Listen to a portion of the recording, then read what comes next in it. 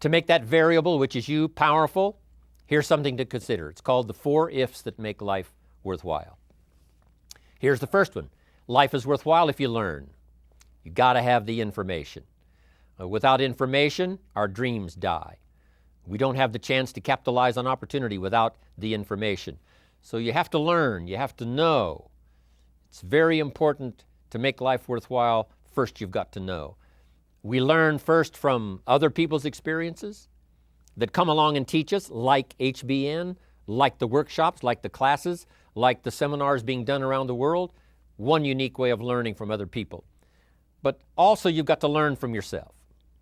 You know, if you've had a poor week, just sit down and go over that week and say, what mistakes did I make? What did I leave undone that I should have done? Here's a couple of things. If I would have done this, I'm telling you, it would have been a different week. If you'll treat it that serious, you can learn whatever it takes to make your life worthwhile. Next, life is worthwhile if you try. You got to do something with what you've learned. Put it to work. We can share ideas all day long, but they have no power to create an organization. The ideas have no power to build a city, no power to conquer disease, no power to bring health, no power to change people's lives unless the ideas are put to work, unless somebody makes a phone call, unless somebody conducts a meeting, unless somebody talks person to person, unless somebody writes a letter, unless somebody takes action. Ideas are neglected, they gather dust. They serve no purpose. So life is worthwhile, first of all, if you learn, and second, if you try. And if you try and it doesn't work out at first, you simply try again. There's more than one way up the mountain. There's more than one way to solve the problem. Try it again. Next, life is worthwhile if you stay. You just have to hang in there. Life is like seasons. You plant in the spring, but you don't plant one day and reap the harvest the next day. It takes time. Some people plant in the spring and they leave in the summer. The weather's a little too hot. The summer's a little too long. You know, the bugs are a little too ferocious. The weeds are everywhere. But you have to learn not only to plant in the spring, but to stay through the summer.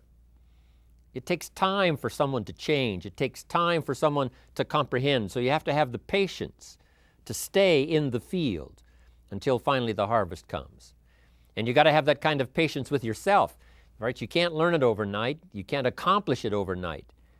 But just as sure as the sun keeps rising and the seasons keep changing, your life can take on new dimensions of opportunity if you stay. You've got to stay until the game is finished. You know, what if the team is behind and they finally decide, hey, we're not going to win this game, so we're out of here. And they leave the field or they leave the court. See, we would run them out of town. If you've signed up to play the game, at least stay until that game is over. You don't have to play another game, but if you're signed up for this one, stay until it's finished. So, learn to stay. Learn to hang in there. Through the dark times, through the tough times, learning how to stay. That's part of being a leader. That's part of you being the variable. While others leave, you stay. While others have such a short list, they say there's not that many reasons to stay, they leave, you stay.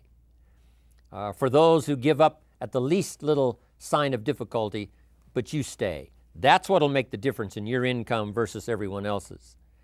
Your ability to stay and see it through. Stay until your organization catches momentum. Stay until you've mastered the skill of doing the meetings, doing the training.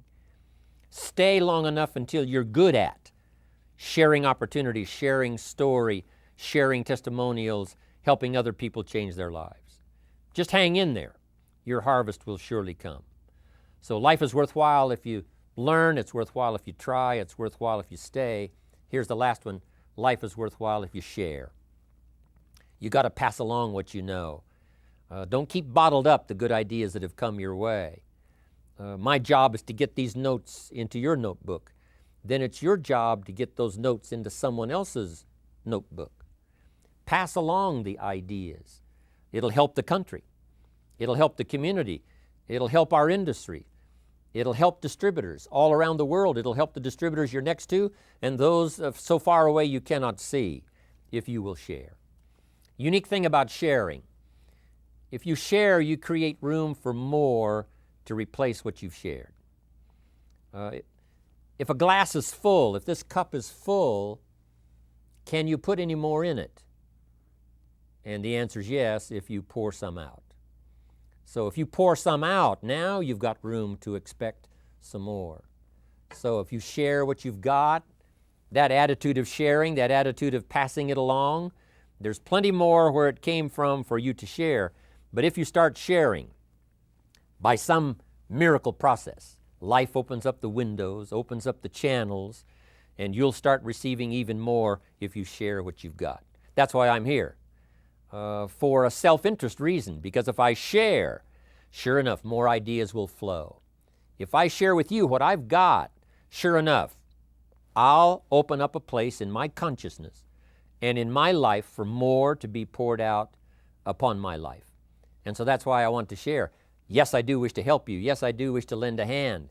I wish to inspire you. I wish to give you ideas that you can at least check them out and see if they might not work for you. But that's not the only reason. It's a self-interest reason, because it says if you give, it isn't gone. If you give, it's invested. And sure enough, from sometimes strange sources, it comes back to you in ways that you never thought of if you develop this idea of sharing. So the variable can be you if you learn these 4 ifs that make life worthwhile.